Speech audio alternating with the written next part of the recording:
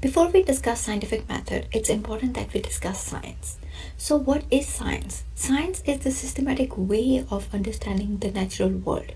It relies on gathering information, performing experiments, trying to explain the observations we make, and have some testable ideas about the observations. The word testable is very important. If you can't test something, if you don't have evidence for it, if you can't collect data about it, if you can't gather information about it, then we cannot consider it scientific. Any scientific explanation should be based on data and measurable evidences. The goal of science are connected. First, science organizes knowledge. Whatever knowledge we have as isolated observation, science puts it together in meaningful patterns. Second, it uses those patterns to predict the results, make hypotheses. If we understand how virus spreads, for example, then we should also be able to predict how or what factors will be responsible for increasing its transmission. Then scientific knowledge also help us solve problems. For example, problems in the field of diseases, medicine, agriculture, technology, environment management, and so on.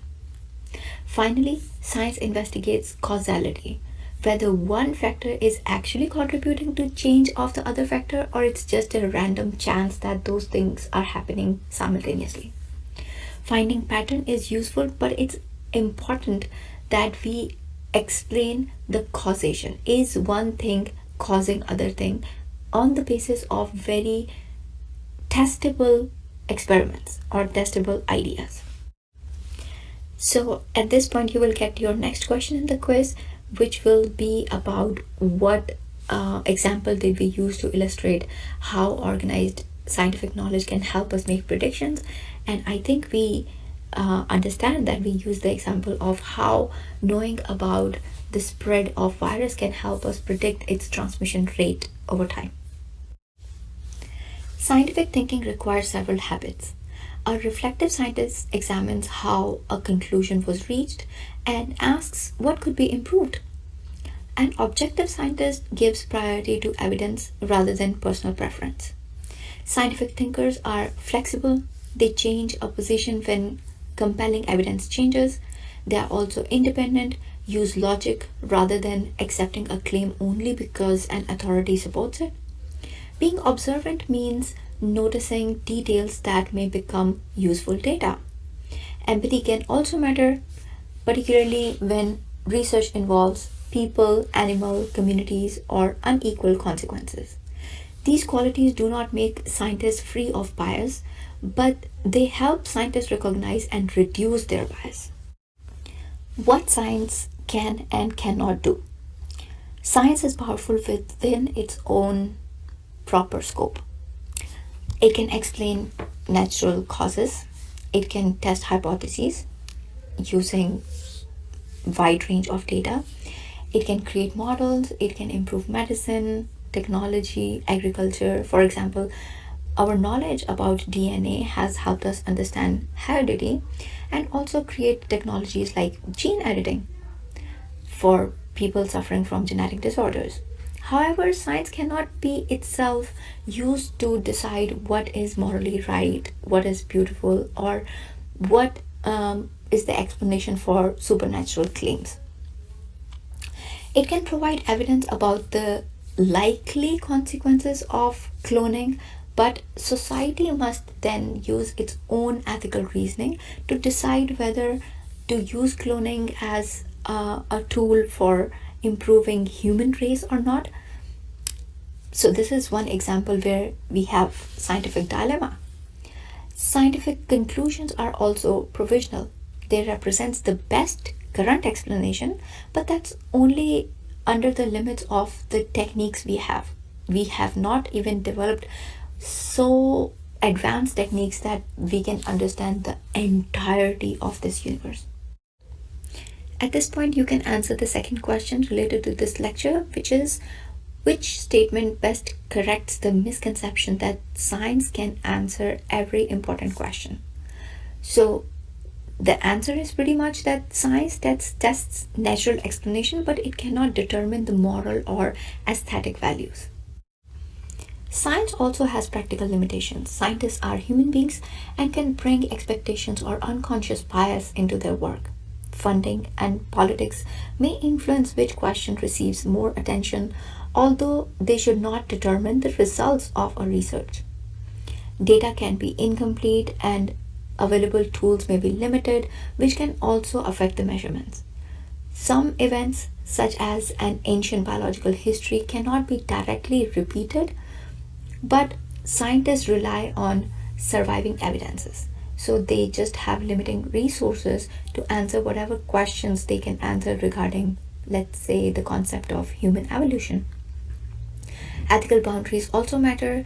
We cannot deliberately expose people to serious harmful diseases just to test our hypotheses. These limitations do not make science unreliable, they explain why transparency, peer review, reproducibility, replication, and careful scientific study design are very crucial. The scientific method is shown here as a sequence, but it is better understood as a cycle. We begin with an observation and then we ask a focused question. We propose a hypothesis and make predictions, design a test and analyze the results of our experiment and decide whether the evidence supports our hypotheses or rejects our hypotheses. If the hypothesis is not supported, that is not a failed experiment. It's an information that can lead to a revised hypothesis or an improved experimental design. Even a supported hypothesis remains open for further testing. Scientists then communicate their method and findings so that other researchers can evaluate and repeat the work. So the question here is, according to the flow diagram, what happens immediately after result analysis? Seems like you will have a conclusion that states whether the hypothesis was supported or not. Let us follow one example through the process. Our observation is that a plant placed in window appears to grow taller than a similar plant which is in the corner. An observation should be described as a characteristic of what you notice, not like prematurely trying to explain what is happening. For example, we can say that the window plant is taller, that is an observation, but saying that it is taller because of light, it's trying to explain the observation. A good observation may be qualitative, such as what is the color of the leaves, or it can be quantitative, for example, what is the increase in the height of the plant. The observation leads to a focused testable question. Why does the plant near the window grows faster? We can make it even more testable by asking, does greater light exposure increases the growth of this plant species? A useful scientific question identifies something that can be measured and compared. Very broad question often needs to be narrowed before an experiment can be used to answer that question. A hypothesis is a tentative testable explanation. The plant grows near the window faster because it receives more light. A hypothesis is not an uneducated guess. It should be based on scientific premise, a logical rationale, supported by existing knowledge or our previous knowledge. However, the premise is that the light supplies the energy required for photosynthesis. The hypothesis must also be falsifiable, meaning that a possible result could show that it is not supported. You might get very different results from the experiment than what you thought your initial hypothesis was. Next, we translate the hypothesis into prediction. Predictions are often written as if then statement. If additional light causes faster growth, then moving comparable plant into greater light should also increase their growth. The hypotheses explain why we expect a relationship. The prediction describes the results we expect to observe in a particular test. Keeping these two ideas separate helps us design a clearer experiment. In this experiment, light exposure is an independent variable because it is deliberately changed. That is what we are changing. We are either exposing a plant to light or we are not exposing a plant to light. Plant growth, such as measuring its height, number of leaves, its mass, those are dependent variables. Those are the outcomes that we are going to keep track of. Other conditions such as plant species, starting size, pot size, soil type, water, temperature, duration of experiment, all of these should be controlled and should be held constant for us to be able to make a direct comparison. A low light group can serve as a control or what we call as a baseline comparison. Notice that the control group is not the same thing as the controlled variable. We also use several plants in each group.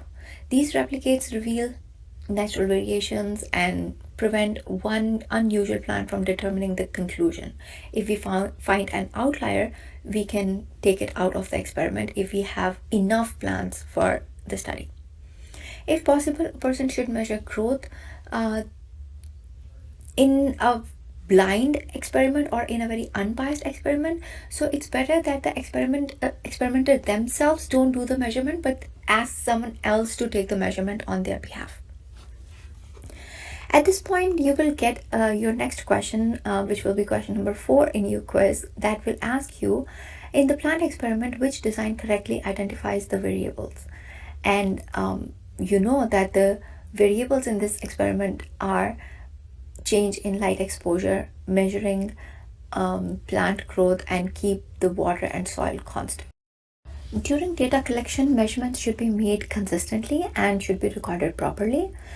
Suppose that after several weeks, the high plant grows an average increase of 30% growth. The average and mean summarizes the center of each group, while the deviation will describe what are the extremes among all the replicates that we have. And then we should be able to perform some statistical analysis such as t-tests or ANOVA, things which are not very relevant for this class, but then to claim that what difference we see is a significant difference, we have to perform some statistical analysis. The conclusion returns to the original hypotheses. Now we have to see whether what we stated in the beginning, that the plant that is in the light is going to grow better, is that statement still true after we have collected the data or not? We should also identify limitations, possible sources of error, and whether the study can be replicated. Is it a reproducible study? If someone else does it, will they get similar results?